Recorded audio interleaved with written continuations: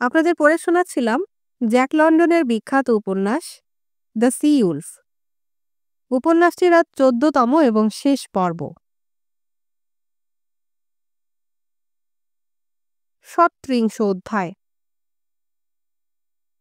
দুদিন ধরে আমি আর মঠ সমুদ্রের বুকে আর তার উপকূলের চারপাশের নিখোঁজ মাস্তুলের সন্ধানে ঘুরে বেড়ালাম।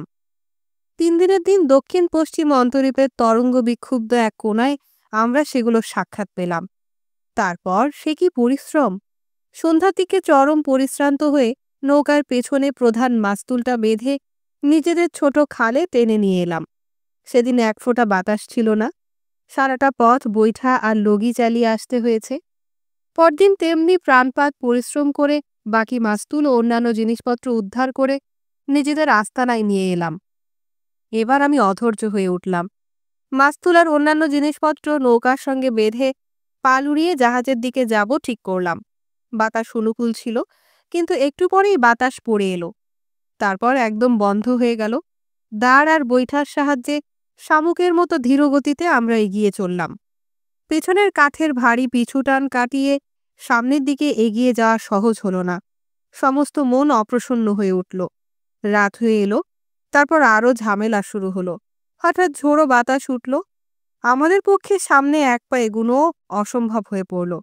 তাই নয়, ঝোড়ো হাওয়া আমাদেরকে বাইরে সমুদ্রের দিকে ঠেলে নিয়ে যেতে লাগলো। দাঁড় আর বৈঠা নিয়ে আমি যথাসাধ্য চেষ্টা করলাম, কিন্তু কোনো ফল হলো না। বেচারি মডও এসে হাত লাগালো। শেষে ক্লান্ত অবসন্ন হয়ে নৌকার মধ্যে শুয়ে পড়ল। আমি আর বৈঠা চালাতে পারলাম না। আমার হাত এত ফুলে গিয়েছিল যে বৈঠার হাতলের চারপাশে মুঠি বন্ধ করতে পারছিলাম না। হাতের কবজি আর বাহু বিষম ব্যথা করছিল। দুপুরে পেট পুড়ে খেয়েছিলাম, কিন্তু পরিশ্রমের ফলে এখন ভয়ানক ক্ষুধা বোধ করছিলাম। আমি বৈঠা তুলে নিয়ে যে দড়ি দিয়ে পেছনের মাস্তুল ইত্যাদি বাঁধা ছিল, সেই দড়ির দিকে ঝুঁকে পড়লাম। কিন্তু মঠ সঙ্গে সঙ্গে বাধা দিয়ে আমার হাত ধরল।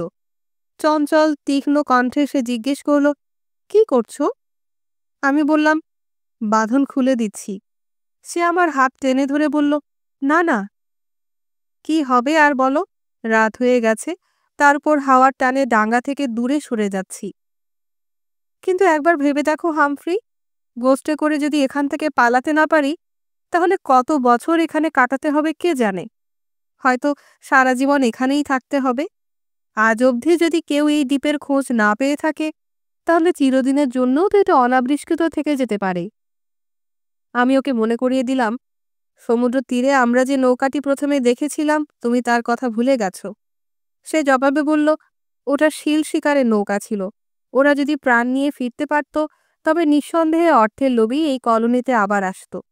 তুমি জানো যে ওরা লোকালয়ে ফিরে যায়নি। আমি চুপ করে থাকলাম।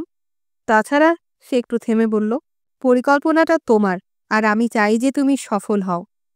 এবার আমি মনটা শক্ত করার সুযোগ পেলাম।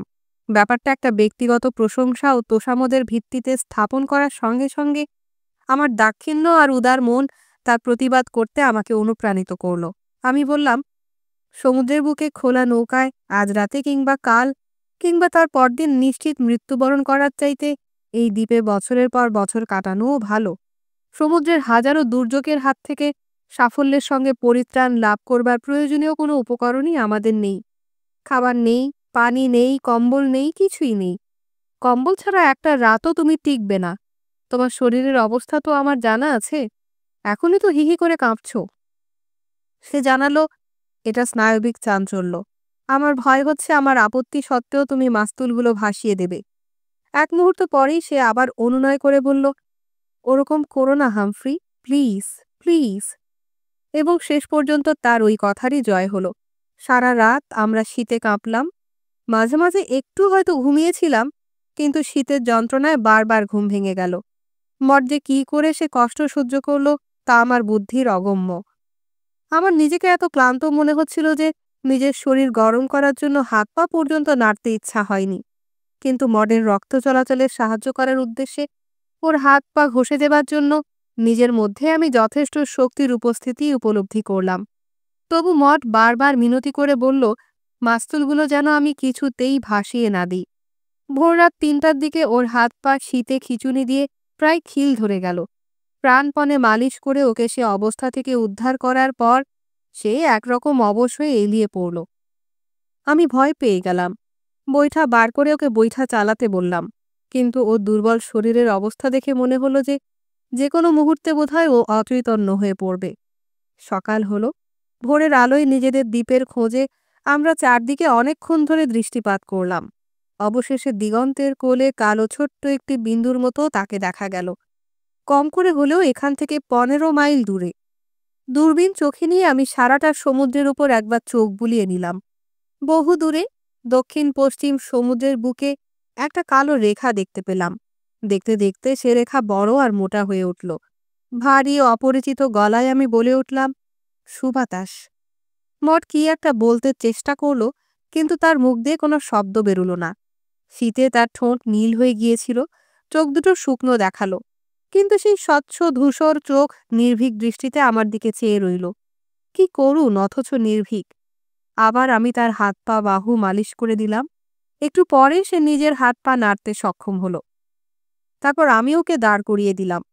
ধরে না থাকলেও ও পড়ে যেত। আমার সাহায্যে 2-1 পা করে ও হাঁটল। তারপর আমার নির্দেশে নিজে নিজেই লাফালো কিছুক্ষণ। আস্তে আস্তে ওর মুখে জীবনের চিহ্ন ফিরে এলো। আমি ওকে উৎসাহ দিয়ে বললাম, চমৎকার, সত্যি সত্যি তুমি যে কত সাহসী সে কথা কি তুমি জানো? সে জবাব দিল, তোমার সঙ্গে দেখা হবার আগে আমার মধ্যে বিন্দুমাত্র সাহসের অস্তিত্ব আমি কোনো দিন অনুভব করিনি। তুমি আমাকে সাহসী বানিয়েছ। আমি বললাম, সে কথা আমার ক্ষেত্রেও সত্য। সে চকিতে মুখ তুলে আমার দিকে তাকালো। আমি আবার তার চোখে সেই নেচে ওঠা কেঁপে ওঠা আলোর ঝিলিক দেখলাম। মনে হলো আরো বেশি কিছু একটা দেখলাম, কিন্তু সে শুধু এক মুহূর্তের জন্য। তারপরই সে হেসে উঠল। তারপর বাতাস উঠল, বেশ জোর অনুকূল বাতাস। ঢেউয়ের ভেতর দিয়ে আমাদের নৌকা দ্রুত বেগে দ্বীপের অভিমুখে চলল। বিকাল 3টার দিকে আমরা দক্ষিণ পশ্চিম কোণার অন্তরীপ পার হয়ে গেলাম। ভীষণ ক্ষুধা পেয়েছিল আমাদের। এবার তৃষ্ণায় গলা শুকিয়ে আসলো, ঠোঁট শুকিয়ে ফেটে গেল। জিভ দিয়ে আর ঠোঁট দুটো ভিজিয়ে নেবার উপায় থাকলো না। তারপর ধীরে ধীরে বাতাস পড়ে এলো। যখন রাত নামলো তখন আর এক ফোঁটা বাতাস কোথাও নেই। আবার সেই বৈঠা আর দাঁড় চালানো, কিন্তু তখন হাত চলে কি চলে না। দুর্বল অবসন্ন হাতে আমি কোনো রকমে বৈঠা চালাতে লাগলাম। রাত 2টার সময় আমাদের ছোট খালে এসে নৌকা বেঁধে স্খলিত চরণে আমি মঠকে নৌকা থেকে নামালাম। ও দাঁড়াতে পর্যন্ত পারল না। ওকে বয়ে নিয়ে যাবার মতো শক্তি আমারও অবশিষ্ট ছিল না। দুজনেই বালুর উপর পড়ে গেলাম। একটু পরে সামান্য সুস্থ হয়ে আমি ওর কাঁধের নিচে হাত দিয়ে বালুর উপর দিয়ে টানতে টানতে তাকে তার ঘরে নিয়ে গেলাম। পরদিন আমরা কোনো কাজ করলাম না। বস্তুতপক্ষে বেলা 3টা পর্যন্ত আমরা ঘুমিয়ে কাটালাম, অন্তত আমি, কারণ 3টার সময় উঠে দেখি যে মঠ রান্না চড়িয়েছে। ক্লান্তি কাটিয়ে সুস্থ হয়ে উঠবার ক্ষমতা ওর বিস্ময়কর।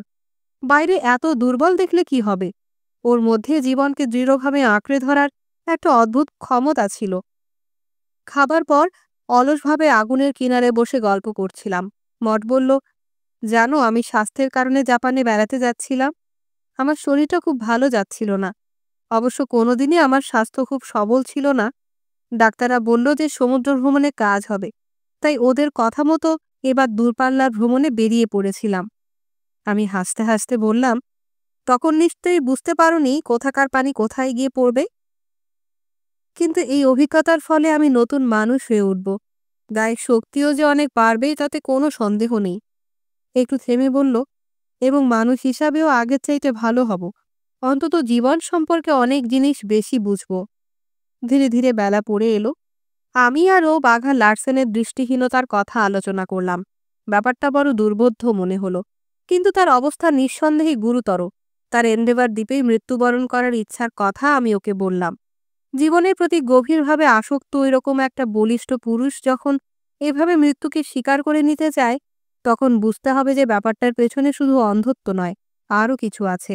তার সাংঘাতিক মাথা ধরার কথা আমাদের মনে হলো। শেষ পর্যন্ত আমরা স্থির করলাম যে নিশ্চয়ই তার মস্তিষ্ক কোষের কোনো রকম ক্ষতি সাধন হয়েছে, এবং বর্তমানে সে এমন যন্ত্রণা ভোগ করছে যা আমরা ধারণাও করতে পারি না।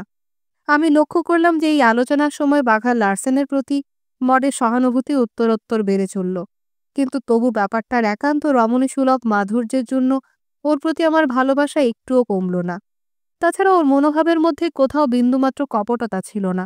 ও স্বীকার করল যে এখান থেকে প্রাণ নিয়ে ফিরে যেতে হলে আমাদেরকে হয়তো চরম ব্যবস্থা অবলম্বন করতে হবে। যদিও আমাদের প্রাণ রক্ষার জন্য হত্যা পর্যন্ত করতে হতে পারে, এই সম্ভাবনায় সে শিউরে উঠল। সকালবেলা নাস্তা শেষ করে ভোরের আলো ফুটে উঠবার সঙ্গে সঙ্গে আমরা আবার কাজে লেগে গেলাম। 3 দিন একটানা পরিশ্রম করে আমি চরকি কলটা মেরামত করলাম। এই কাজে অভিজ্ঞ একজন সাধারণ কারিগরের বোধহয় 3 ঘন্টার বেশি সময় লাগে না, কিন্তু আমাকে সবকিছু গোড়া থেকে শিখতে হলো। 3 দিন পরে আগের মতো না হলেও চরকি কলটাকে মোটামুটি কাজের উপযোগী করে তোলা গেল। তারপর একবেলার মধ্যেই মাস্তুল দুটো আবার জাহাজের উপর তুললাম, দড়ি কাছি ইত্যাদি টান করে দিলাম, পাল খাটাবার কাঠামো বানালাম। সে রাত্রিতে আমি নিজের কাজের পাশেই জাহাজের উপর শুয়ে থাকলাম। মড একা একা তীরে ফিরে যেতে অস্বীকার করল। সেও জাহাজে সামনের দিকে খালাসিদের শোবার জায়গায় রাত্রি যাপন করল। বাঘা লার্সেন সারাদিন আমাদের কাছেই বসে বসে কান পেতে আমার কাজের শব্দ শুনল। লক্ষ্য করল যে চরকি কল মেরামত হলো। মড আর আমার সঙ্গে আজে বাজে বিষয় নিয়ে সে আলাপ করল, কিন্তু তার বিগত ধ্বংসকাণ্ডের কথা সে একবারও উচ্চারণ করল না। আমরাও সে কথা তুললাম না। আমাকে তার জাহাজ নিয়ে ঘাটাঘাটি করা সম্পর্কেও সে আর দ্বিতীয়বার কোনো নিষেধাজ্ঞা জারি করল না। কিন্তু তবু তার সম্পর্কে আমার ভয় কমল না।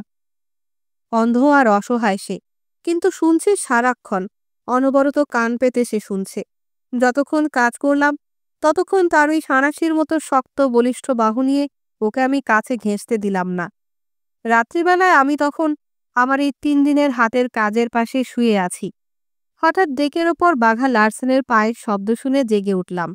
তারা ভরা আকাশ, সেই আলোয় তার আবছা মূর্তিকে নড়ে বেড়াতে দেখলাম। আমি নিঃশব্দে কম্বল সরিয়ে মোজা পায়ে ওকে অনুসরণ করলাম। ও যন্ত্রপাতির জন্য বাক্স থেকে একটা ছুরি বার করে নিয়ে পালখাটাবার টান করা কাছিগুলো কেটে দেবার উপক্রম করল। শান্ত অনুচ্চ গলায় আমি বললাম, কাজটা না করাই ভালো। পিস্তলের ঘোড়া তুলে দিলাম আমি। খট করে একটা ছোট্ট শব্দ হলো। সে শব্দ তার কানে গেল। ও হেসে উঠে বলল, এই যে বুদ্ধু, আমি জানতাম তুমি এখানেই কোথাও আছো। আমার কানকে তোমরা ফাঁকি দিতে পারবে না। আমি আগের মতোই কঠিন শান্ত গলায় বললাম, মিছে কথা বাঘা লার্সেন। সে যাই হোক, তোমাকে গুলি করে মারার সুযোগ খুঁজছি আমি, সেজন্য আমার হাত নিষ্পিস করছে। দড়িটা কেটে দাও। সে বিদ্রুপ করে বলে উঠল, সে সুযোগ তো তোমার সবসময়ই রয়েছে। হিংস্র শীতল গলায় আমি বললাম, বেশ তো, দড়িটা এখন কেটে দাও। না, তোমাকে নিরাশ করতে হচ্ছে বলে সে হাসতে হাসতে মুখ ঘুরিয়ে অন্যদিকে চলে গেল। আমি পরদিন সকালে মডকে ডেকে এই ঘটনার কথা বললাম। শুনেই সে বলল, একটা কিছু আমাদের করা দরকার হামফ্রি। ও যদি এইরকম বন্ধনমুক্ত থাকে তাহলে কখন যে কি করবে কিছু বলা যায় না। জাহাজ ডুবিয়েও দিতে পারে, জাহাজে আগুন ধরিয়েও দিতে পারে। না না, ওকে বন্দি করে রাখতে হবে। অসহায় ভঙ্গিতে কাঁধ কুঁচকে আমি বললাম, কিন্তু কেমন করে? ওর হাতে সীমানার মধ্যে যেতে আমি ভরসা পাই না। আর এ ভালো করেই জানে যে সরাসরি আক্রমণ না করলে ওকে লক্ষ্য করে গুলি ছোড়াও আমার পক্ষে সম্ভব নয়। মড বলল, কোনো একটা উপায় বার করতেই হবে। দাঁড়াও, আমাকে একটু ভাবতে দাও। আমি কঠোর মুখে বললাম, একটা উপায় আছে। মড চুপ করে অপেক্ষা করল। আমি শিল শিকারের একটা মুগুর হাতে তুলে নিয়ে বললাম, একদম মরে যাবে না, কিন্তু জ্ঞান ফিরে পাওয়ার আগেই শক্ত করে ওর হাত পা বেঁধে ফেলতে পারবো। সে শিউরে উঠে মাথা নাড়ল।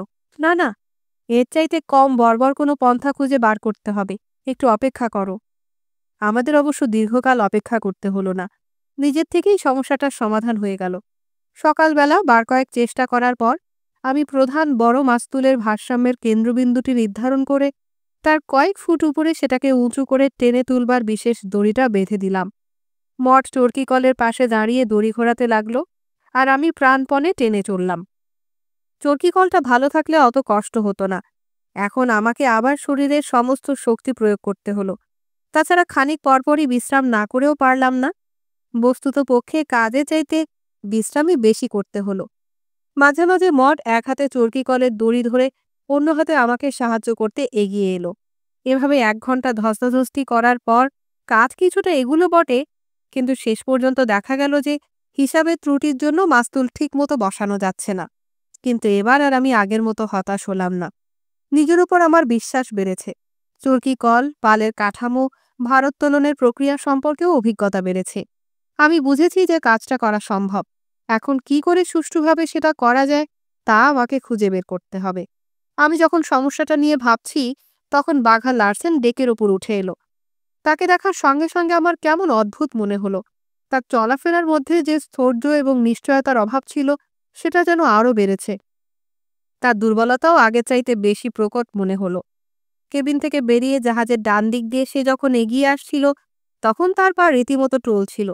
সিঁড়ির বাঁকের কাছে এসে সে একবার ঘুরে পড়ে যাচ্ছিল।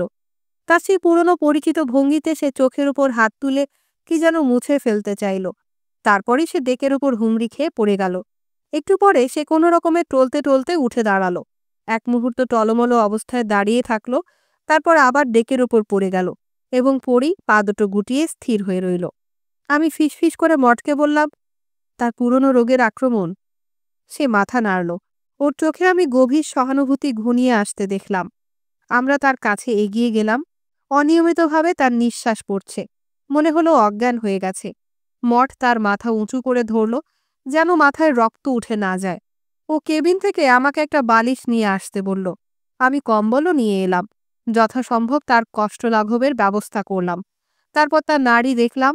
নারীর অবস্থা ভালো নয়। ওই অবস্থাতেই আমরা তাকে বন্দি করে রাখলাম। ৩৭ অধ্যায়। আমরা জিনিসপত্র নিয়ে পাকাপাকিভাবে গোস্টে উঠে এলাম। আমাদের আগের কেবিন দুটো দখল করে আমরা আবার পুরনো রান্নাঘরে রান্নাবাড়া শুরু করে দিলাম। বাঘা লার্সেনকে ঠিক সময়ে বন্দি করা গিয়েছিল, নয়তো খুব বিপদে পড়তে হতো। কারণ এই অঞ্চলের সুদিন শেষ হয়ে ঝড় আর বৃষ্টির মৌসুম শুরু হয়ে গিয়েছিল। আমরা জাহাজে বেশ আরামে ছিলাম। ওদিকে মাস্তুলের অবস্থা দেখেও মনে হলো যে শিগগিরই বোধহয় যাত্রা করা সম্ভব হবে। এখন বাঘা লার্সেনের হাতে পায়ে কড়া পড়েছে, কিন্তু মনে হলো এর খুব বেশি দরকার ছিল না। প্রথম আক্রমণের পর যেমন হয়েছিল, এই দ্বিতীয় আক্রমণের পর সে প্রায় পঙ্গু ও অথর্ব হয়ে পড়ল। মঠ বিকালের দিকে ওকে খাওয়াতে গিয়ে সেটা টের পেল। তাকে দেখে মনে হলো যেন জ্ঞান ফিরে এসেছে। মঠ তাকে দু একটা প্রশ্ন করল, কিন্তু কোনো উত্তর পেল না। সে বাঁ পাশ ফিরে শুয়েছিল। দেখে মনে হলো ভয়ানক যন্ত্রণা ভোগ করছে। অস্থির চঞ্চলভাবে সে মাথা নাড়ল। বাঁ কানটা বালিশের নিচে চাপা পড়ে গিয়েছিল। মাথাটা একটু নেড়ে কানটা চাপ থেকে মুক্ত করে নিল। সঙ্গে সঙ্গে সে মডের প্রশ্নের জবাব দিল। মড তক্ষুনি আমার কাছে ছুটে এলো। আমি ওর কাছে গিয়ে তার বাঁ কানের উপর বালিশটা চেপে ধরে ওকে জিজ্ঞেস করলাম সে আমার কথা শুনতে পাচ্ছে কিনা। কিন্তু ওর মুখে কোনো ভাবান্তর দেখা গেল না। এবার আমি বালিশটা সরিয়ে ফেলে সেই একই প্রশ্ন করলাম। সঙ্গে সঙ্গে ও জবাব দিল যে হ্যাঁ, শুনতে পাচ্ছে। আমি জিজ্ঞেস করলাম, তুমি কি জানো যে ডান কানে তুমি কিছু শুনতে পাও না? অনুচ্চ কিন্তু সরল কণ্ঠে সে জবাব দিল, জানি। আর একটু বেশি কিছু জানি। আমার সমস্ত ডান দিকটা অবশ হয়ে গেছে। ডান হাত, ডান পা, কিছুই আমি দেখতে পাচ্ছি না। আমি ক্রুদ্ধ ভঙ্গিতে বললাম, আবার ভান করছো না তো? সে মাথা নেড়ে জানালো যে না, ভান নয়। তার মুখ অবর্ণনীয় অদ্ভুত এক হাসিতে বাঁকা দেখালো। হাসিটা সত্যিই ছিল বাঁকা, কারণ শুধু তার মুখের বাঁ পাশটা হাসিতে নড়ে উঠল, ডান পাশটা স্থির অনড় হয়ে রইল। একটু পরে সে বলল, ওটাই ছিল বাঘা লার্সেনের শেষ খেলা।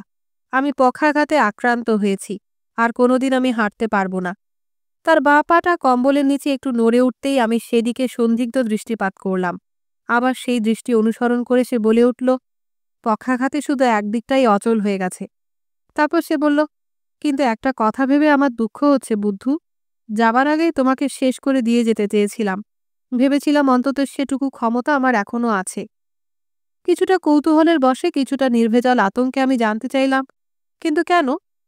আবার তার কঠোর মুখে সেই বাঁকা হাসি ফুটে এসে বলল, এমনি, শেষ পর্যন্ত তোমার সঙ্গে তুলনায় বৃহত্তর বলিষ্ঠতর জীবনের পিণ্ড বলে নিজেকে প্রতিষ্ঠিত করতে চেয়েছিলাম। নিভে যাবার আগে তোমাকে গ্রাস করে নিঃশেষ হয়ে যেতে চেয়েছিলাম। কিন্তু এইভাবে মরা। সে কাঁধ কুঁচকে একটা ভঙ্গি করার চেষ্টা করল, কিন্তু শুধু তার বাঁ কাঁধটাই একটু নড়ে উঠল। হাসির মতো এখানেও শুধু বাঁকা বিকৃত অভিব্যক্তি ফুটে উঠল। কিন্তু কেন এরকম হলো? আমি প্রশ্ন করলাম, রোগের উৎসটা কোথায়? মস্তিষ্কে। সঙ্গে সঙ্গে সে জবাব দিল, মাথা ধরা থেকেই তার শুরু। মাথা ধরা তো উপসর্গ, আমি বললাম। সে মাথা নেড়ে সায় দিয়ে বলল, কি জানি, কিছুই বুঝতে পারছি না। জীবনে আমার কখনো কোনো অসুখ করেনি। আমার ব্রেনের কিছু একটা গোলমাল হয়েছে। ক্যান্সার কিংবা টিউমার, কিংবা কিছু একটা হয়েছে ওখানে। কুরে কুরে খাচ্ছে, ধ্বংস করে দিচ্ছে একেবারে।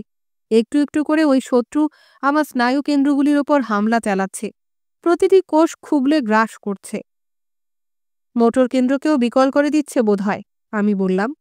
তাই তো মনে হচ্ছে। আর সবচাইতে বড় অভিশাপ কোথায় জানো? আমি চুপ করে শুয়ে আছি। মনের দিক থেকে সুস্থ সবল অক্ষত, চেতনাও অমলিন, কিন্তু বাইরের সঙ্গে যোগাযোগের সব সূত্র একে একে ধসে পড়ছে। সব আলো একে একে নিভে যাচ্ছে। আমি আর চোখে কিছু দেখতে পাই না। ধীরে ধীরে অনুভব করার আর শোনার ক্ষমতা আমি হারিয়ে ফেলেছি। শিগগিরই হয়তো কথা বলবার ক্ষমতাও আর আমার থাকবে না।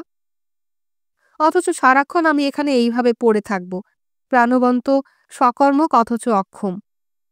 তুমি বলছো তুমি এখানে পড়ে থাকবে? আমি বলতে চাই যে এর মধ্যে একটা আত্মার সম্ভাবনা উঁকি দিচ্ছে। ঘোড়ার ডিম, সে তীব্র কণ্ঠে প্রতিবাদ জানালো। এর সোজা অর্থ এই যে আমার ব্রেনের ওপর আক্রমণ হলেও উচ্চতর শারীরিক কেন্দ্রগুলোর ওপর এখনো কোনো হামলা হয়নি। আমার স্মৃতিশক্তি এখনো অটুট। আমি এখনো চিন্তা করতে পারি, বিচার করতে পারি। এটুকু যখন যাবে তখন আমিও যাব। এখন আমি আর নেই। আত্মা? সে ব্যঙ্গভরে হেসে উঠল। তারপর বাঁ পাশ ফিরে বালিশের ওপর কান চেপে ধরে শুয়ে পড়ল। অর্থাৎ আর এ আলোচনা চালিয়ে যেতে সে উৎসুক নয়। মড আর আমি নিজেদের কাজের প্রতি মনোযোগ দিলাম। কিন্তু বাঘা লার্সেনের ভয়ঙ্কর পরিণতি দেখে আমাদের মনটা ভারাক্রান্ত হয়ে রইল। এ পরিণতি যে কত ভয়ঙ্কর তা তখনও ভালো করে বুঝিনি। এর মধ্যে যেন নিয়তির প্রতিশোধের অমুক ইঙ্গিত লুকোনো ছিল। একটা গম্ভীর বিষণ্ণ চিন্তায় আমরা ভারাক্রান্ত হয়ে রইলাম। নিজেদের মধ্যে যখন কথা বললাম, তাও নিচু গলায়, ফিসফিস করে।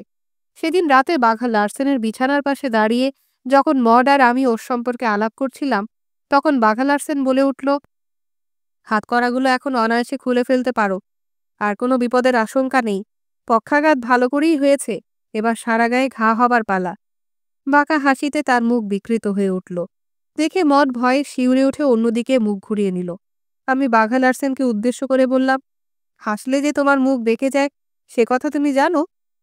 মডকেও দেখাশোনা করতে হবে, তাই আমি ইচ্ছা করেই পরিস্থিতিকে যতখানি সম্ভব সহজ করার উদ্দেশ্যে এই প্রশ্ন করলাম। জবাবে শান্ত কণ্ঠে সে বলল, তাহলে আমি আর হাসব না। আমার মনে হচ্ছিল যেন কোথাও কিছু একটা বেসুরো বাজছে। সারাদিন আমার ডান গালটা অসাড় অবশ বলে মনে হয়েছে। হ্যাঁ, গত 3 দিন ধরেই এরকম একটা বিপদের আভাস পেয়েছি। কিছুক্ষণ পরপরই ডান দিক যেন নিঃসার অচেতন হয়ে যাচ্ছিল। কখনো হাত, কখনো পা, কখনো বাহু। একটু চুপ করে থেকে বলল, আচ্ছা, হাসিটা তাহলে বাঁকা দেখাচ্ছে। বেশ, এখন থেকে তাহলে ধরে নিও যে আমি ভেতরে ভেতরে হাসছি। আমার আত্মার মাধ্যমে হাসছি। হ্যাঁ হ্যাঁ, আমার আত্মা। ধরে নাও যে এখন এই মুহূর্তে আমি হাসছি। তারপর কয়েক মুহূর্ত সে একেবারে নিশ্চল হয়ে পড়ে রইল। তার অদ্ভুত খেয়াল চরিতার্থ করল। বোঝা গেল যে সে আসলে মানুষটার কোনো পরিবর্তন হয়নি। সেই পুরনো দুর্জয় দুর্ধর্ষ বাঘা লার্সেন এই দেহের আড়ালে কোথাও বন্দী হয়ে আছে। তেমনি অনমনীয় ও বিস্ময়কর। এই পৃথিবীটা ছিল তার কাছে নানা দুঃসাহসিক কীর্তির এক আলোকোজ্জ্বল সমারোহ। আজ সেই সমারোহ আর তার নিজের মাঝখানে এক দুর্ভেদ্য দুর্লঙ্ঘ প্রাচীর। তার আত্মা আজ নীরবতার অন্ধকার গুহায় অবরুদ্ধ। কড়া ক্রিয়াপদের হাজারো রূপ আর তার অভিজ্ঞতায় ধরা পড়বে না। সেখানে সে আর কোনোদিন অংশ নিতে পারবে না। এখন শুধু যাওয়া, গতিহীন নিশ্চল হয়ে যাওয়া, তার সংজ্ঞায় যার নাম মৃত্যু। এখনও ইচ্ছা করা, কিন্তু আজ সে ইচ্ছার কর্মের রূপায়ণ নয়। এখনও ভাবনা চিন্তা করা, অন্তরে অন্তরে বেঁচে থাকা, কিন্তু দেহের দিক থেকে নিঃসার ও মৃত, একেবারে মৃত। কিন্তু তবু ওর হাত ও পায়ের কড়া খুলে দেবার পরও আমরা খুব স্বস্তি বোধ করতে পারলাম না। মনের মধ্যে একটা অস্বস্তির কাঁটা অনবরত খচখচ করে বিঁধল। আমাদের মনে হলো ও করতে পারে না এমন কাজ নেই। হঠাৎ ও যে কী করবে, দেহে সীমাবদ্ধতা অতিক্রম করে কখন যে কী সাংঘাতিক কাণ্ড করে বসবে, সেই ভাবনা আমাদের কখনো পরিত্যাগ করল না।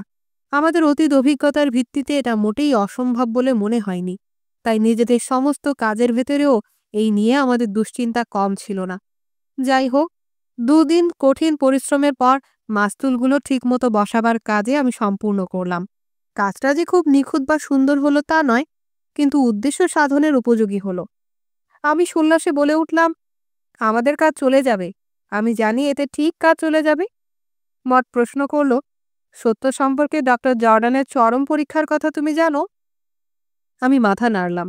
সেই পরীক্ষা হচ্ছে, এটাকে কি বাস্তবে কর্মক্ষেত্রে আমরা হাতে কলমে প্রয়োগ করতে পারি? আমরা কি এর হাতে নিজেদের জীবন সঁপে দিতে পারি?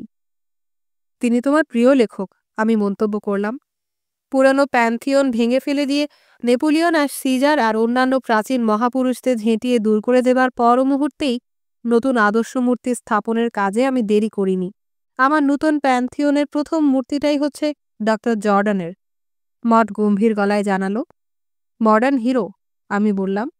আধুনিক বলেই শ্রেষ্ঠতর, মড বলে উঠল। আমাদের যুগের মহানায়কদের সঙ্গে পুরানো যুগের ওদের কোনো তুলনাই হতে পারে না। আমি মাথা নেড়ে সাই দিলাম। আমাদের মনের মিলের পরিপ্রেক্ষিতে কোনো রকম তর্ক বিতর্কের বিশেষ অবকাশ ছিল না। জীবন সম্পর্কে আমাদের উভয় দৃষ্টিভঙ্গি ছিল বহুলাংশে অভিন্ন এবং একসুরে বাঁধা। আমি হাসতে হাসতে বললাম, দুজন সমালোচকের পক্ষে আমাদের মধ্যে খুব সদ্ভাব দেখা যাচ্ছে কিন্তু। সেও হাসতে হাসতে বলল, জাহাজ মেরামতের সুযোগ্য সহকারী হিসেবেও সদ্ভাব কম নেই। কিন্তু ওই কয়েকদিন হাসি পরিহাসের খুব বেশি আর সময় আমরা পাইনি। একদিকে সারাদিন কঠোর পরিশ্রম, অন্যদিকে বাঘা লার্সেনের জীবন্ত মৃত্যুর দৃশ্য মনের উপর একটা ভারী বোঝার মতো চেপে বসেছিল। এর মধ্যে ওর আরেকবার স্ট্রোক হয়েছিল। কথা বলার ক্ষমতাও এবার প্রায় শেষ হয়ে গেল, কিংবা তার উপক্রম হলো। মাঝে মাঝে হঠাৎ দু চার কথা বলতে পারত। নিজেই একবার বলল যে তার অবস্থা এখন স্টক মার্কেটের মতো, কখনো উঠতি কখনো পড়তি। হঠাৎ এমন এক সময় মনে হতো যে বেশ উঠতির মুখে। তখন একটু ধীরে ধীরে হলেও সে সুস্পষ্টভাবে কথা বলতে পারত। কিন্তু তারপর হঠাৎ এক সময় হয়তো একটা অসম্পূর্ণ বাক্যের মাঝখানেই যেন তার ছিঁড়ে যেত। সে চুপ করে থেমে পড়ত। আমরা আবার ঘন্টার পর ঘন্টা পাশে দাঁড়িয়ে অপেক্ষা করতাম। কখন আবার তার জোড়া লাগে। মাথায় অসহ্য যন্ত্রণার কথা বলতো সে। এইরকম এক সময় ভবিষ্যতে যখন সে একেবারে কথা বলতে পারবে না, তখন ভাবের আদান প্রদানের জন্য আমরা যোগাযোগের স্বীকৃত পন্থায় স্থির করে নিলাম। হাত দিয়ে একবার চাপ দিলে তার অর্থ হবে হ্যাঁ, দুবার চাপ দিলে তার অর্থ হবে না। নিয়মটা ঠিক করে ভালোই করেছিলাম, কারণ সন্ধ্যা নাগাদ তার বাকশক্তি পুরোপুরি নষ্ট হয়ে গেল। তারপর থেকে হাতের চাপ দিয়ে সে আমাদের প্রশ্নের জবাব দিতে লাগলো। আর নিজে কখনো কিছু বলতে চাইলে কাগজে বাঁ হাত দিয়ে বেশ স্পষ্ট করে তা লিখে দিতে লাগলো। ততদিনে ভয়ানক শীত পড়ে গেছে। তুষারপাত, ঝড় আর বৃষ্টি একের পর এক চলতে লাগলো। শিলমাছেরা দক্ষিণে নতুন অঞ্চলের অভিমুখে হাজারে হাজারে দল বেঁধে তাদের বাৎসরিক যাত্রা শুরু করে দিয়েছিল। শিলকলোনি তখন প্রায় জনশূন্য। আমি মরিয়া হয়ে পাগলের মতো খেটে চললাম। ঝোড়ো হাওয়া আর প্রাকৃতিক দুর্যোগ সত্ত্বেও আমি সকাল থেকে সন্ধ্যা পর্যন্ত ডেকের ওপর নিজের কাজ নিয়ে ব্যস্ত থাকলাম। কাজ অনেকখানি এগিয়েও গেল। আগের অভিজ্ঞতা এখন কাজে লাগলো। আস্তে আস্তে দড়ি, রশি, কাছি, পালের কাঠামো সব ঠিকমতো টানানো বসানো হলো। কিন্তু এখনও কত কাজ বাকি। পালগুলো বলতে গেলে একেবারে নতুন করে তৈরি করতে হবে। আমি প্রধান মাস্তুলটা নিয়ে ব্যস্ত রইলাম, আর মঠ চট সেলাই করে চলল। ও যখনই দেখত যে দুটো হাত পর্যাপ্ত নয়, তখনই ছুটে এসে আমাকে সাহায্য করত। খালাসিদের মোটা 3 কোণা সুই দিয়ে সেলাই করতে গিয়ে মডের হাতে ফোসকা পড়ে গেল। তবু সে থামল না। এর উপরে রান্নাবান্না করত, রোগীর দেখাশোনাও বাদ যেত না। সেদিন ছিল শুক্রবার। আমি বললাম, আজ বড় মাস্তুলটা বসাবো। অনেক পরিশ্রম করে মাস্তুলটা ঠিক বসানো গেল। প্রথমে গর্তের মধ্যে তার গুঁড়িটা ভালো করে বসেনি, কিন্তু সেই ত্রুটিটুকুও আমরা শুধরে নিলাম। মড আর আমি দুজনেই জাহাজের খোলের মধ্যে নিচে নেমে গিয়েছিলাম। কাজটা শেষ হতেই আমি আনন্দে চিৎকার করে উঠলাম। লণ্ঠনের হলুদ আলোয় আমরা পরস্পরের দিকে তাকালাম। নিজেদের অজান্তেই আমাদের হাত একে অন্যের হাতের মধ্যে বাঁধা পড়ল। বোধহয় আনন্দের আবেগে দুজনের চোখের কোণও একটু ভিজে উঠেছিল। আমি বললাম, শেষ পর্যন্ত কত সহজে কাজটা হয়ে গেল। যত কষ্ট সব প্রস্তুতির পূর্বে। মঠ বলল, আমার কিন্তু ব্যাপারটা ভাবতেই অবাক লাগছে। অত বড় বিরাট মাস্তুলটাকে তুমি সত্যি সত্যি পানি থেকে তুলে উঁচু করে দাঁড় করিয়ে ঠিকমতো তার নিজের জায়গায় আবার বসিয়ে দিতে পারলে। আমার মুখে একটা গভীর সন্তোষের হাসি ফুটে উঠল। তারপরে আমি একটু চুপ করে থেকে নাক কুঁচকে গন্ধ শুকলাম। তাড়াতাড়ি লণ্ঠনের দিকে তাকিয়ে দেখলাম যে না, আলো ঠিকমতোই জ্বলছে, ধোয়া হয়নি। গন্ধের কারণ অন্যত্র। আবার আমি নিঃশ্বাস নিলাম। মঠ হঠাৎ জোর গলায় বলে উঠল, কিছু একটা পুড়ছে কোথাও। দ্রুত পায়ে সিঁড়ি বেয়ে আমরা ডেকের উপর উঠে এলাম। এসে দেখলাম শিকারীদের আস্তানার সিঁড়ির মুখ দিয়ে ঘন কালো ধোঁয়ার কুণ্ডলি নির্গত হচ্ছে। ধোঁয়ার মাঝখান দিয়ে লাফিয়ে যেতে যেতে আমি বললাম, ও এখনো মরেনি। ওই ছোট্ট বদ্ধ জায়গায় আমি ধোঁয়ার জন্য কিছু দেখতে পেলাম না। তার উপর বাঘা লার্সেনের ভয় আমার মনের ওপর নিতান্ত যুক্তিহীনভাবে চেপে বসেছিল। মনে হচ্ছিল ওই অসহায় দৈত্যটা বুঝি যে কোনো মুহূর্তে আমার টুঁটি চেপে ধরতে পারে। আমি ইতস্তত করলাম। আমার ওখান থেকে ছুটে বেরিয়ে যেতে ইচ্ছে করল। দুর্দমনীয় হয়ে উঠল সেই ইচ্ছা। তারপরে আমার মডের কথা মনে হলো। লণ্ঠনের হলুদ আলোয় তার শেষ যে চেহারা আমি দেখেছিলাম, সেই চেহারা আমার চোখের সামনে ভেসে উঠল। উৎসাহে মমতায় গাঢ় দুটি ধূসর চোখ, আনন্দে ভেজা ভেজা চিকচিক করা দুটি চোখ। আমি সঙ্গে সঙ্গে উপলব্ধি করলাম যে না, এভাবে আমি ফিরে যেতে পারবো না। বাঘা লার্সেনের বাঙ্কের কাছে গিয়ে যখন পৌঁছলাম, তখন ধোঁয়ায় আমার শ্বাস রুদ্ধ হবার উপক্রম। আমি হাত বাড়িয়ে ওর হাত ধরলাম। সে নিশ্চল হয়ে পড়েছিল। ওর হাতে আমার হাত লাগাতেই একটু নড়ে উঠল। আমি ওর বিছানার চারপাশে হাতড়ে দেখলাম, কম্বল উল্টে পাল্টে দেখলাম, কিন্তু কোথাও গরম কিছু হাতে লাগলো না। আগুনের চিহ্ন কোথাও দেখলাম না। কিন্তু ধোঁয়ার অত্যাচারে আমার চোখ ততক্ষণে অন্ধ হবার জোগাড়। আমি খক খক করে কাশতে শুরু করলাম। নিশ্চয়ই এই ধোঁয়ার উৎস এখানেই কোথাও আছে। হতবুদ্ধি হয়ে ওই ছোট্ট ঘরের মধ্যে আমি পাগলের মতো ছোটাছুটি করলাম। একটা টেবিলের সঙ্গে ধাক্কা লেগে আমি মুহূর্তের জন্য ক্লান্ত ও অবসন্ন হয়ে স্থির হয়ে দাঁড়ালাম। তারপর আমার মাথাটা একটু পরিষ্কার হলো। বুঝতে পারলাম যে ওর মতো অসহায় অবস্থায় যেখানে শুয়ে আছে, তার কাছাকাছি ছাড়া অন্য কোথাও আগুন লাগানো তার পক্ষে কোনো ক্রমে সম্ভব নয়। আমি আবার বাঘা লার্সেনের বাঙ্কের কাছে ফিরে এলাম। এসে দেখি মঠ বাঙ্কের পাশে চুপ করে দাঁড়িয়ে। এই শ্বাসরোধকারী পরিবেশে সে কতক্ষণ ধরে দাঁড়িয়েছিল বলতে পারবো না। আমি কঠোর কণ্ঠকে আদেশ করলাম, এক্ষুনি ডেকের উপরে চলে যাও। কিন্তু হামফ্রি, ও অদ্ভুত এক ভাঙা গলায় প্রতিবাদ করে কি যেন বলতে চাইল।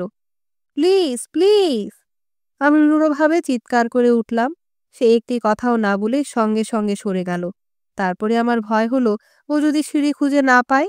আমি তাড়াতাড়ি ওকে অনুসরণ করলাম। সিঁড়ির পায়ের কাছে এসে একটু চুপ করে দাঁড়ালাম। বোধহয় উপরে উঠে গেছে। ওখানে দাঁড়িয়ে আমি ইতস্তত করছিলাম, এমন সময় ওর অস্ফুট করুণ কণ্ঠস্বর আমার কান এলো।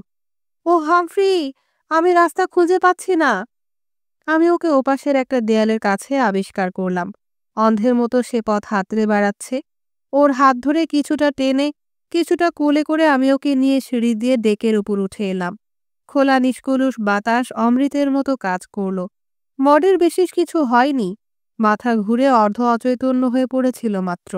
ওকে ডেকের ওপর শুইয়ে দিয়ে আমি দ্বিতীয়বার নিচে নেমে গেলাম। এতক্ষণে আমি স্থির সিদ্ধান্তে পৌঁছলাম যে ধোঁয়ার উৎস বাঘা লার্সেনের বিছানার কাছেই কোথাও হবে। আমি এবার সোজা ওর বাঙ্কের কাছে গিয়ে দাঁড়ালাম। আবার ওর কম্বল উল্টে পাল্টে দেখতে লাগলাম। এমন সময় হঠাৎ গরম কি একটা জিনিস আমার হাতের ওপর পড়ল। আমার হাতের পিঠ পুড়ে গেল। বিদ্যুতের মতো দ্রুত বেগে আমি হাত টেনে নিলাম, আর সঙ্গে সঙ্গে ব্যাপারটা আমার কাছে পরিষ্কার হয়ে গেল। উপরের বাঙ্কের তলার দিকে যে ফুটো ছিল, সেই ফুটো দিয়ে বাঘা লার্সেন বাঙ্কের গদিতে আগুন লাগিয়ে দিয়েছে। বাঁ হাত দিয়ে তখনও ওটুকু কাজ করার মতো ক্ষমতা তার অবশিষ্ট ছিল। বদ্ধ ঘরের মধ্যে কতক্ষণ পর্যন্ত যে খড়ের গদি এভাবে জ্বলতে জ্বলতে ধোঁয়া সৃষ্টি করেছে কে জানে। আমি বাঙ্কের উপর থেকে গদিটা মাটিতে টান মেরে ফেলে দিতেই সেটা টুকরো টুকরো হয়ে খসে পড়ল। সঙ্গে সঙ্গে দাউ দাউ করে আগুনের শিখা চারদিকে লাফিয়ে উঠল। বাঙ্কের উপরে জ্বলন্ত খড়ের কয়েক গুচ্ছ পড়েছিল। সেগুলো কম্বলের আঘাতে আমি নিভিয়ে দিলাম। তারপর মুক্ত বাতাসের সন্ধানে ছুটে ডেকের ওপর পালিয়ে এলাম। কয়েক বালতি পানির সাহায্যে অল্পক্ষণের মধ্যেই আমি আগুন নিভিয়ে ফেলতে সমর্থ হলাম। 10 মিনিট পরে ধোঁয়া যখন প্রায় পরিষ্কার হয়ে গেছে, আমি মঠকে নিচে নেমে আসার অনুমতি দিলাম। বাঘা লার্সেন তখনও সংজ্ঞাহীন হয়ে পড়েছিল, কিন্তু পরিষ্কার বাতাসে তার যে সুস্থ হয়ে উঠতে বেশিক্ষণ লাগবে না, আমি সে কথা বুঝতে পারলাম। আমরা দুজনেই ওর পরিচর্যায় ব্যস্ত ছিলাম। একসময় ও চেতনা ফিরে পেয়ে কাগজ পেন্সিলের জন্য ইশারা করল। তারপর লিখল, দয়া করে আমাকে বাধা দিও না, আমি এখন হাসছি। পরে আরেক লাইন যোগ করল, এখনো আমি জীবনের একটা পিণ্ড বটে। আমি বললাম, অত্যন্ত ক্ষুদ্র একটা পিণ্ড এবং সেজন্য আনন্দিত।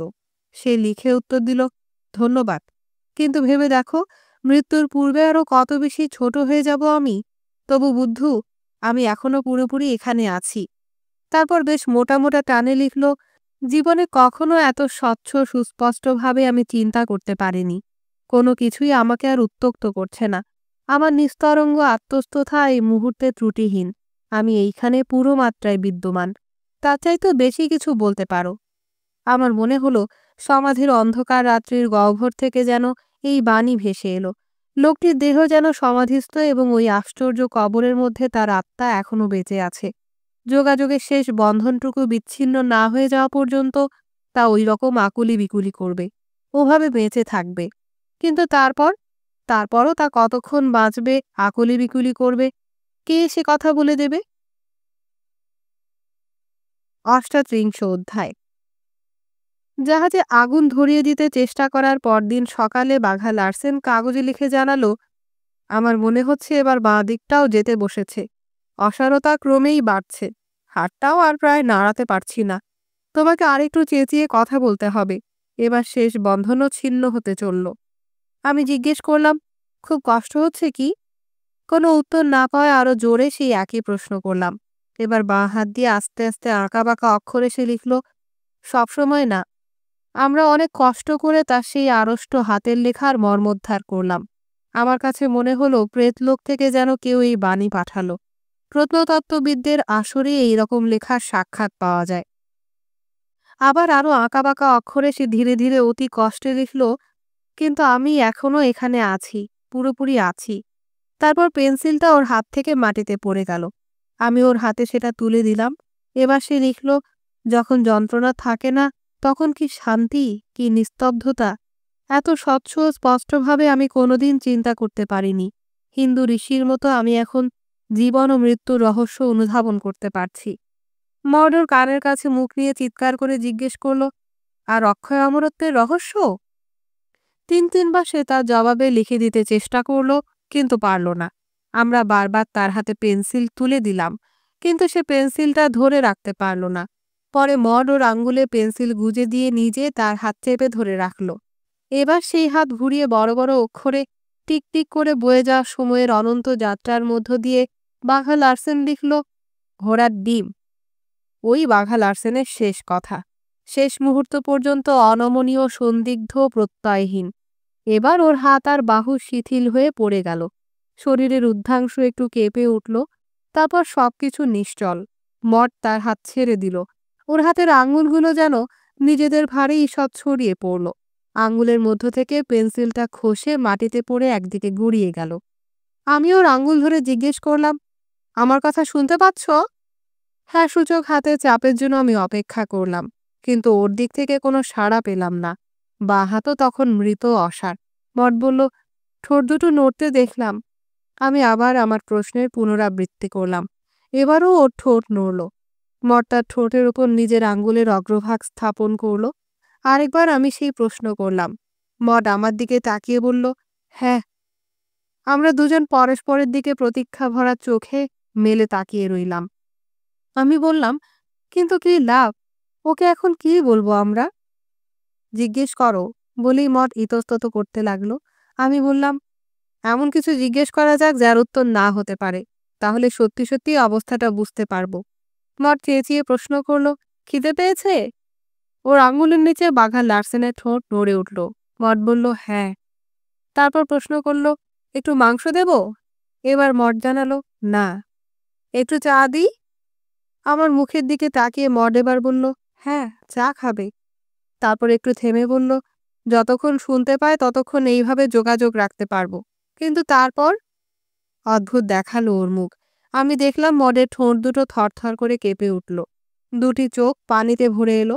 আমি ধরে না ফেললেও পড়ে যেত।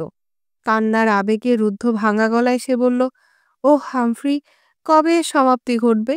আমি ক্লান্ত, বড় ক্লান্ত। আমার বুকে মুখ গুজে সে হু হু করে কেঁদে উঠল। কান্নার দমকে তার ছোট্ট শরীর ফুলে ফুলে উঠল।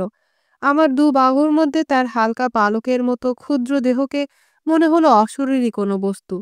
তাহলে এতদিনে বুঝি সে ভেঙে পড়ল। ওর সাহায্য না পেলে আমি কেমন করে চলব?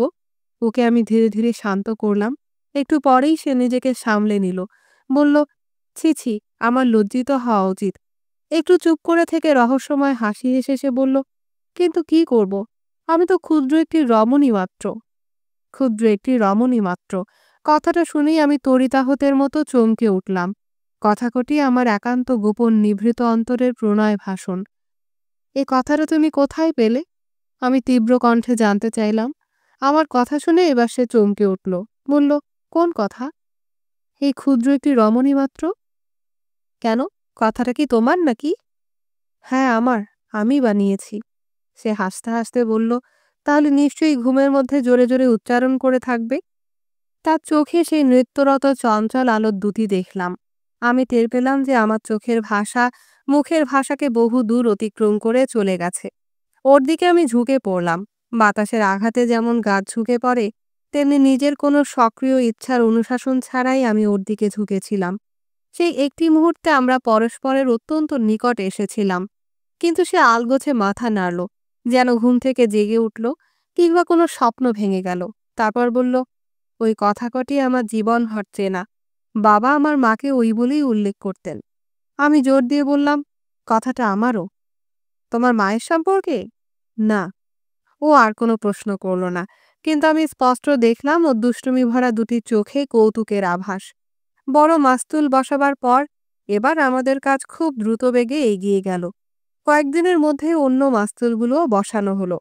পালগুলো শেষ করে টানিয়ে দিতে আরও কয়েকদিন কেটে গেল। তালি লাগানো, কোথাও একটু খাটো, কোথাও বাঁকাচোরা।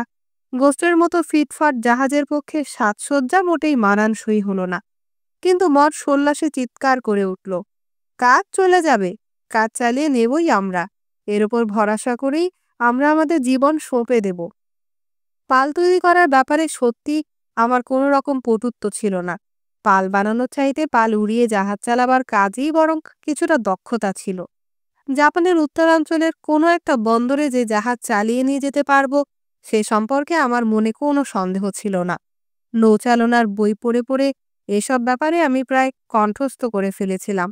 তার উপর এখন জাহাজে বাঘা লার্সেনের উদ্ভাবিত নতুন স্কেল আছে, যে স্কেলের সাহায্যে একটি শিশুও নির্ভুলভাবে লক্ষ্য নির্ধারণ করে জাহাজ চালিয়ে নিতে পারে। গত এক সপ্তাহের মধ্যে সেই স্কেলের আবিষ্কর্তার অবস্থার বিশেষ কোনো পরিবর্তন হয়নি, শুধু বধিরতা আর একটু বেড়েছে। ঠোঁট নড়াটা আরও অস্পষ্ট হয়ে উঠেছে। কিন্তু যেদিন আমাদের জাহাজের পাল টানানোর পর্ব সমাপ্ত হলো, সেদিন তার শ্রুতিশক্তিরও পূর্ণ অবলুপ্তি ঘটল। ঠোঁটের কম্পনও থেমে গেল। কিন্তু ঠিক তার আগের মুহূর্তে আমি ওকে জিজ্ঞেস করেছিলাম, তুমি কি এখনো ওখানে আছো? পুরোপুরি আছো? তার ঠোঁট উত্তরে জানিয়েছিল, হ্যাঁ আছি। কিন্তু তারপরই শেষ যোগসূত্রটুকুও ছিন্ন হয়ে গেল। ওই দেহের সমাধির অন্তরালে তখনও লোকটির আত্মা কোনো একখানে বাস করছিল। জীবন্ত মাটির প্রাচীরে অবরুদ্ধ হয়ে আমাদের অতি চেনা সেই ভয়ঙ্কর বুদ্ধি কোথাও তখনও অনির্বাণ শিখায় জ্বলছিল, কিন্তু সেই জ্বলতে থাকা একান্ত নীরবে এবং নিরঞ্জন অন্ধকারে। আর তার কোনো দেহ বা অবয়ব বলতে কিছু ছিল না। সেই বুদ্ধির কাছে দেহের কোনো নৈর্ব্যক্তিক চেতনা বা অভিজ্ঞান ছিল না। দেহ তার অজ্ঞাত। পৃথিবী বলে সেখানে কোনো কিছু নেই। সেখানে সে শুধু তার নিজেকে চেনে, আর চেনে নিস্তব্ধতা আর অন্ধকারের সীমাহীন বিশালতা।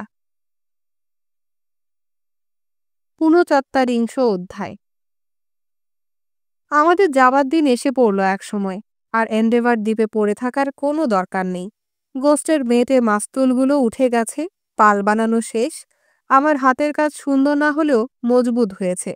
এগুলো দিয়ে যে কাজ চলে যাবে সে সম্পর্কে আমার কোনো সন্দেহ নেই। ওদিকে তাকিয়ে আমার নিজেকে মনে হলো একজন শক্তিমান কর্মঠ পুরুষ। আপন মনেই আমার চিৎকার করে উঠতে ইচ্ছে হলো, আমি নিজের হাতে এইসব বানিয়েছি, আমি নিজে। পরস্পরের মনে ভাবনার গতিধারা আমরা উভয়েরই অদ্ভুত এক উপায়ে টের পেতাম। আমরা তখন বড় পালটা তুলে দেবার জন্য তৈরি হচ্ছিলাম। মড আমার দিকে তাকিয়ে বলল, সত্যি হামফ্রি, তুমি নিজের হাতেই সব বানিয়েছ ভাবতেই আমার কি যে ভালো লাগছে। আমি বললাম, কিন্তু আমার সঙ্গে আরও দুটি হাত এসে যোগ দিয়েছিল, ছোট্ট দুটি হাত। এই আবার বলো না যেন এই কথাটাও তোমার বাবার। সে মাথা দুলিয়ে হেসে উঠল, তারপর দুহাত সামনে প্রসারিত করে ভালোভাবে তা পর্যবেক্ষণ করে বিলাপ করে উঠল, যা কড়া পড়েছে আর যা নোংরা জমেছে, এ আর কোনোদিন পরিষ্কার হবে না। আমি তার দুহাত নিজের হাতে টেনে নিয়ে বললাম, তাহলে এই কড়া নোংরা তোমার গৌরবের মুকুটমণি হয়ে থাকবে। ও তাড়াতাড়ি নিজের হাত টেনে না নিলে আমার কঠোর সংকল্প সত্ত্বেও তার ওই হাত দুটিতে আমি তক্ষুনি আমার উষ্ণ গাঢ় চুম্বন মুদ্রিত করে দিতাম। আমাদের সখ্যের ভিড় টলমল হয়ে উঠেছিল। দীর্ঘদিন আমি আমার প্রেমকে কঠোর শাসনে বশ মানিয়ে রেখেছিলাম, কিন্তু এবার ক্রমেই আমি তার বশীভূত হয়ে পড়ছিলাম। আমার শাসন অমান্য করে সে প্রেম ইতিমধ্যেই চোখের ভাষায় সোচ্চার হয়ে উঠেছিল। এবার তা মুখের ভাষায় উদ্বেল হয়ে উঠতে চাইল। এই মুহূর্তে আমার ঠোঁট ওই কর্মনিপুণ পরিশ্রমী ছোট্ট দুটি হাতকে চুমোয় চুমোয় ভরিয়ে দেবার জন্য অধীর উন্মত্ত হয়ে উঠেছে। আমি নিজেও উন্মত্ত হয়ে উঠেছিলাম। আমার সত্তার গভীরে যেন হাজারো বাঁশির ধ্বনি আমাকে তার দিকে দুর্নিবার আকর্ষণে টেনে নিয়ে চলেছে। মনে হলো বাতাসের অপ্রতিরোধ্য ঝাপটায় আমি ওর দিকে ঝুঁকে পড়ছি, নিজের অজান্তে। কিন্তু ও ঠিক জানতে পেরেছিল। যেভাবে বিদ্যুৎ বেগে সে তার হাত টেনে নিল, তাতেই সে কথা স্পষ্ট বোঝা গেল। আমার মুখের ওপর একবার দ্রুত তীক্ষ্ণ সন্ধানে দৃষ্টি নিক্ষেপ করেই সে তাড়াতাড়ি নিজের চোখ সরিয়ে নিল। একটুক্ষণের মধ্যে আমি বড় পালটা টানিয়ে দিলাম। তারপর ওর দিকে ফিরে বললাম, এই ছোট্ট সরু জায়গায় নোঙর তুলব কি করে ভাবছি। একটুখানি নোঙর তুলতে না তুলতেই জাহাজ পাথরের গায়ে গিয়ে ধাক্কা না খায়। তাহলে কি করবে? সে জিজ্ঞেস করল। খুব তাড়াতাড়ি অনেক কটা কাজ করতে হবে। এই যা, তুমি এই ছোট পালটা তুলে দেবে, আমাকে তখন ছুটে গিয়ে হালের চাকা ধরতে হবে। আমি মনে মনে অনেকবার এই পর্যায়ে কি করতে হবে তার মহড়া দিয়েছি। আমি জানতাম যে মঠ ঠিক সময়টিতে পাল তুলে দিতে পারবে। খালের মধ্যে তখন ঝিরঝির করে বাতাস বইতে শুরু করেছিল।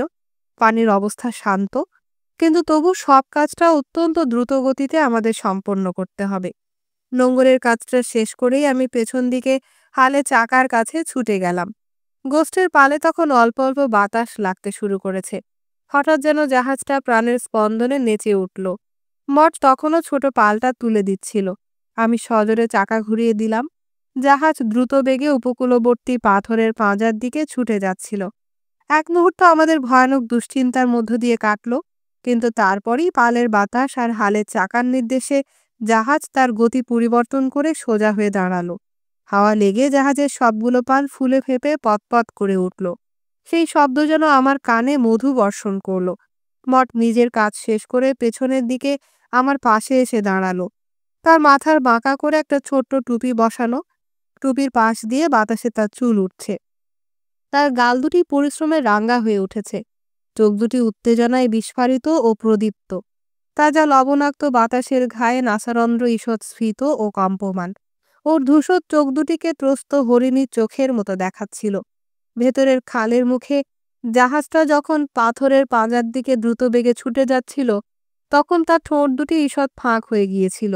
তার নিঃশ্বাস যেন মুহূর্তের জন্য রুদ্ধ হয়ে গিয়েছিল। তারপরে জাহাজ বাতাসের মুখে নিরাপদ পানির মধ্যে গিয়ে পড়ল। ছোট খাল থেকে বার হয়ে আমরা উপকূল ঘেঁষে বড় খাল ধরে বেশ কিছুক্ষণ চললাম। তারপর খোলা সমুদ্রের বুকে পড়লাম। ততক্ষণে গোস্ট তার নিজের ছন্দে ঢেউয়ের বুকের উপর দিয়ে তরতর করে এগিয়ে চলেছে। দিনটা এতক্ষণ মেঘাচ্ছন্ন ছিল, এবার মেঘ কেটে গিয়ে উজ্জ্বল সূর্যের মুখ দেখা গেল। লক্ষণটা শুভ। যেখানে হারেম প্রভুদের সঙ্গে আমরা মোকাবেলা করতে চেয়েছিলাম, যে জায়গায় আমরা হলুস্টিকি নিধন পর্বে মেতেছিলাম, সেই বঙ্কিম বেলাভূমি সূর্যের আলোয় ঝকমক করে উঠল। সমস্ত এন্ডেভার দ্বীপ যেন সূর্যালোকে উজ্জ্বল হয়ে উঠল। এমনকি দক্ষিণ পশ্চিম প্রান্তের রুক্ষ কর্কশ অন্তরীপকেও মনে হলো অনেক কম রুক্ষ, অনেক কম কর্কশ। আমি মর্ডের দিকে ফিরে বললাম, এই দ্বীপের সঙ্গে সবসময় একটা গর্বের ভাব আমার মনে জড়িয়ে থাকবে। সে রানীর মতো দৃপ্ত ভঙ্গিতে মাথাটা একটু পেছনে হেলিয়ে বলল, এন্ডেভার আইল্যান্ড, তোমাকে আমি সবসময় ভালোবাসব। আমিও, আমি তাড়াতাড়ি বলে উঠলাম। তারপর দুজনের মাঝখানে অল্পক্ষণের জন্য একটা অস্বস্তিকর নীরবতা।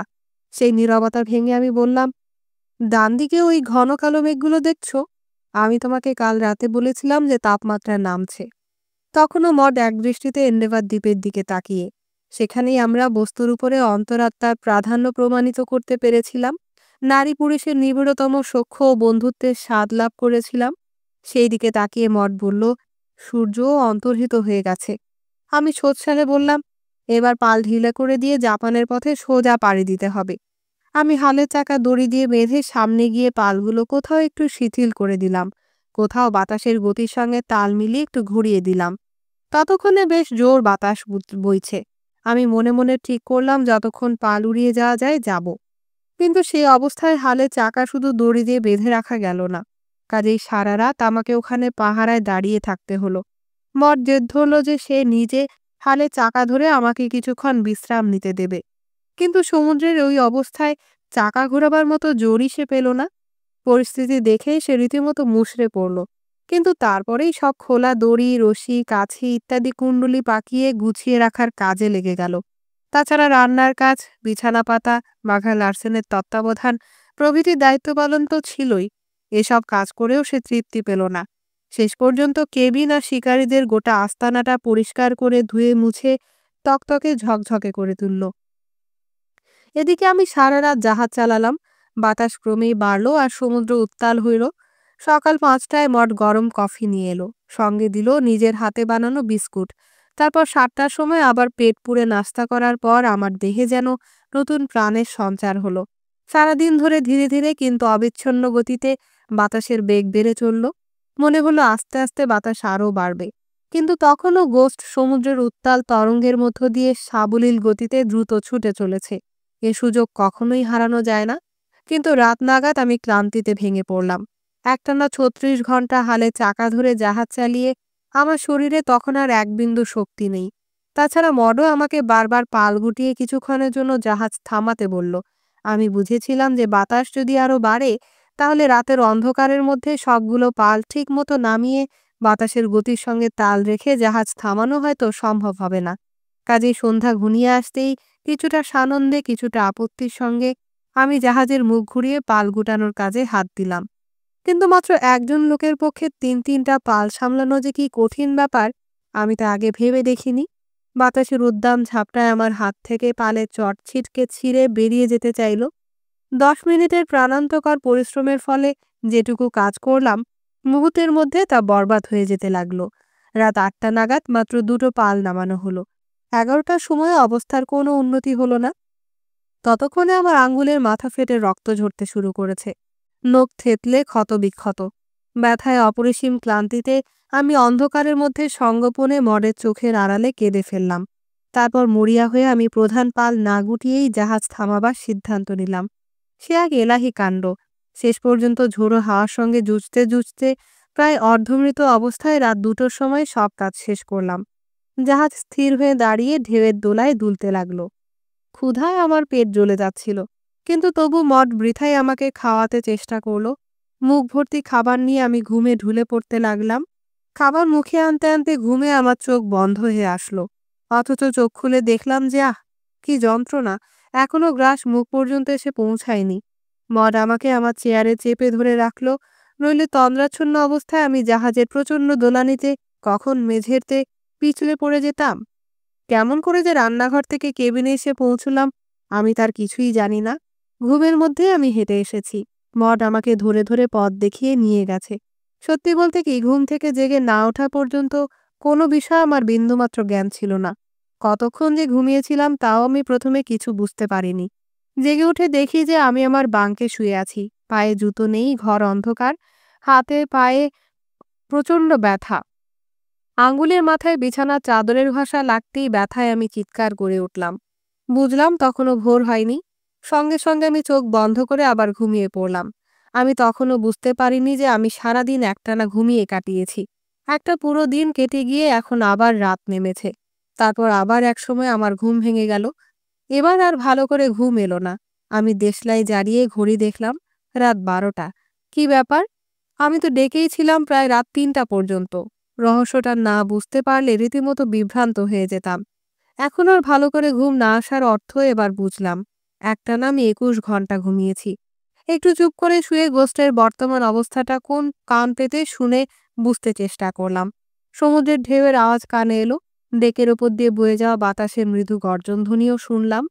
তারপরই পাশ ফিরে প্রশান্ত চিত্তে আমি আবার ঘুমিয়ে পড়লাম। সেই ঘুম ভাঙল একেবারে সকালে। সকাল 7টায় ঘুম ভেঙে উঠে আমি কোথাও মঠকে দেখতে পেলাম না। ভাবলাম বোধহয় রান্নাঘরে নাস্তা তৈরি করছে। রান্নাঘরে গিয়ে দেখলাম চুলাতে আগুন ধরানো হয়েছে, পানি সেদ্ধ হয়েছে, কিন্তু মঠ নেই। পেছনে শিকারীদের আস্তানায় বাঘা লার্সেনের বিছানার পাশে ওকে আমি আবিষ্কার করলাম। বাঘা লার্সেনের মুখের দিকে তাকালাম আমি। জীবনের রক্তঘ্ন শিখর চূড়া থেকে লোকটি গভীর অতল গহ্বরে নিক্ষিপ্ত হয়েছে। প্রাণ থেকেও সমাধিস্থ, মৃত্যু চাইতেও ক্লেশকর। কিন্তু এখন ওর মুখের দিকে তাকিয়ে আমি সেখানে এমন একটা প্রশান্তির চিহ্ন দেখলাম যা আগে কখনো দেখিনি। মঠ চোখ তুলে আমার দিকে তাকালো। সঙ্গে সঙ্গে আমি বুঝলাম। আমি বললাম, ওপরে যখন ঝড়ের তাণ্ডব লীলা চলছিল, সেই সময় কোনো এক মুহূর্তে তার প্রাণের প্রদীপ নিভে গেছে। মঠ বলল, সে এখনো বেঁচে আছে। তার কণ্ঠে গভীর প্রত্যয়ের সুর ধ্বনিত হলো। আমি বললাম, অতিরিক্ত শক্তির অধিকারী ছিল সে। হ্যাঁ, মঠ সায় দিল, কিন্তু এখন সেই শক্তির শৃঙ্খলে আর সে বাধা পড়ে নেই। এখন সে মুক্ত আত্মা। আমি বললাম, নিঃসংশয়ে সে এখন একটি মুক্ত আত্মা। তারপর মডের হাত ধরে আমরা দুজনে ডেকের উপরে উঠে এলাম। সেই রাতেই ঝড় কমে গেল, তবে যেমন আস্তে আস্তে বেড়ে উঠেছিল তেমনি আস্তে আস্তেই তা কমল। পরদিন সকালে নাস্তার পর আমি বাঘা লার্সেনের শেষকৃত্যের সব ব্যবস্থা যখন সম্পূর্ণ করলাম, তখনও বেশ জোরে বাতাস বইছিল। সমুদ্রের বুকে বড় বড় ঢেউ উঠছিল। মাঝে মাঝেই ডেকের উপর দিয়ে বড় বড় ঢেউ গড়িয়ে যেতে লাগলো। কখনো কখনো জাহাজের গায়ে বাতাসের প্রচণ্ড ঝাপটা তীব্র বেগে আঘাত করে তীক্ষ্ণ আর্তনাদ করে উঠতে লাগলো। ডেকের ওপর হাঁটু পানিতে দাঁড়িয়ে আমি টুপি খুলে অনাবৃত মাথায় বললাম, প্রার্থনা শুধু ক্ষুদ্র একটু অংশই আমি জানি। সেটা হলো, সমুদ্রের বুকে তোমার দেহ আমরা ভাসিয়ে দিলাম। মঠ স্তম্ভিত হয়ে গেল। বিস্ময় ভরা দু চোখ মেলে সে আমার দিকে তাকালো, কিন্তু অতীতের একটি দৃশ্যের স্মৃতি আমি কিছুতেই মন থেকে মুছে ফেলতে পারলাম না। আমার মনে হলো, বাঘা লার্সেন একদিন অন্য একজনকে সমুদ্রের বুকে সমাধিস্থ করতে গিয়ে যে রীতি অনুসরণ করেছিল, আমাকেও আজ সেই রীতি অনুসরণ করতে হবে। আমি চটের এক প্রান্ত উঁচু করে ধরলাম, প্রথমে পা দুটি, তারপর বাকি অংশ চটে মুড়ে দেহটি ঝপ করে পানিতে ফেললাম। সঙ্গে বাঁধা লোহার ভারে দেখতে দেখতে সেই দেহ পানির মধ্যে ডুবে গেল। ব্যাস, সব শেষ। মঠ ফিসফিস করে বলল, গুড বাই লুসিফার। বাতাসের অশান্ত গর্জনে তার সেই ফিসফিস শব্দ চাপা পড়ে গেল, কিন্তু আমি ওর ঠোঁট নড়তে দেখলাম এবং কি বলছে তাও বুঝলাম। আমরা রেলিং ধরে জাহাজের পেছন দিকে সরে যেতে চেষ্টা করলাম। গোস ঠিক সেই মুহূর্তে একটা বস্ত বড় ঢেউয়ের নাগরদোলায় চড়ে একটুখানি বাঁ ধারে হেলে পড়ল। এমন সময় বাঁ দিকে আমাদের পেছনে 2-3 মাইল দূরে একটি ছোট্ট বাষ্পীয় জলযান আমাদের চোখে পড়ল। ঢেউয়ের দোলায় দুলতে দুলতে জাহাজটা যেন সোজা আমাদের লক্ষ্য করেই ছুটে আসছিল। জাহাজটার রং আগাগোড়া কালো। শিল শিকারীদের কাছে তাদের বেআইনি অভিযানে যেসব গল্প আমি শুনেছিলাম, তা থেকে বুঝতে পারলাম যে এটা খুব সম্ভব মার্কিন যুক্তরাষ্ট্রের রাজস্ব বিভাগের জাহাজ। আমি জাহাজটির প্রতি মডের দৃষ্টি আকর্ষণ করি ওকে নিয়ে তাড়াতাড়ি সিঁড়ির পাশে অপেক্ষাকৃত নিরাপদ মাকে আশ্রয় নিলাম। আমি ওই জাহাজটির দৃষ্টি আকর্ষণ করার উদ্দেশ্যে পতাকা ওড়াবার জন্য নিচে ছুটে যেতে উদ্যত হলাম। সঙ্গে সঙ্গে আমার মনে পড়ল যে গোস্টের পালের ব্যবস্থা করতে গিয়ে আমি পতাকা ওড়াবার মতো কোনো সরঞ্জাম হাতের কাছে রাখিনি। মঠ বলল, আমাদের কোনো বিপদ সংকেত দেখাবার দরকার নেই, ওরা আমাদের দেখতে পেলেই হবে। আমি ধীর ও গাঢ় গলায় বললাম, আমরা বেঁচে গেছি। তারপরে খুশিতে চঞ্চল হয়ে বলে উঠলাম, কিন্তু সেজন্য আনন্দ প্রকাশ করব কি করব না বুঝে উঠতে পারছি না। আমি ওর দিকে তাকালাম। দুজোড়া চোখ গভীর প্রীতিতে মিলিত হলো। অদৃশ্য এক আকর্ষণে আমরা পরস্পরের কাছে সরে এলাম। তারপর চোখের পলকে সে আমার বাহুবন্ধনে ধরা পড়ল। কিছু বলার কি কোনো দরকার আছে? আমি জিজ্ঞেস করলাম। সে মাথা নেড়ে বলল, কোনো দরকার নেই, তবে বললে পর শুনতে মিষ্টি লাগবে বই কি। ওর ওষ্ঠে ওষ্ঠ স্থাপন করে আমি একটি গভীর চুম্বন মুদ্রিত করে দিলাম, এবং কেন জানি না হঠাৎ আমার বহুদিন আগের একটি দৃশ্যের কথা মনে হলো। যেদিন সে এই গোস্টের কেবিনে আমার ঠোঁটের ওপর আলগোছে তার আঙ্গুল স্থাপন করে বলেছিল, চুপ চুপ। আমি ওর বুকের ভেতর জড়িয়ে ধরে কানের কাছে মুখ নিয়ে মৃদু গলায় বললাম, আমার বউ। সে মুখে গভীর তৃপ্তির হাসি ফুটিয়ে চকিতে আমার দিকে চোখ তুলে তাকালো। ও চোখের পাতা কেঁপে উঠল কয়েকবার। তারপরই সে চোখ নামিয়ে আমার বুকের মধ্যে মুখ গুজে স্থির হয়ে দাঁড়িয়ে রইল। আমি মার্কিন জলযানটির দিকে তাকালাম। খুব কাছে এসে পড়েছে। ওরা একটা নৌকা নামিয়ে দিচ্ছে পানিতে। আমি ফিসফিস করে বললাম, আরেকটা চুম্বন। ওরা এসে পড়ার আগে আরেকটা চুম্বন, প্রিয়তমা। মুখে অদ্ভুত রহস্যময় পরম লোভনীয় একটি হাসি ফুটিয়ে এসে বলল, এবং এসে পড়ে আমাদের নিজেদের হাত থেকে আমাদেরকে উদ্ধার করার আগেই। তার মুখেও ওরকম রহস্যময় হাসি আমি আগে কোনো দিন দেখিনি। সে হাসিতে প্রগাঢ় প্রেমের চিহ্ন নির্ভুলভাবে প্রজ্জ্বল।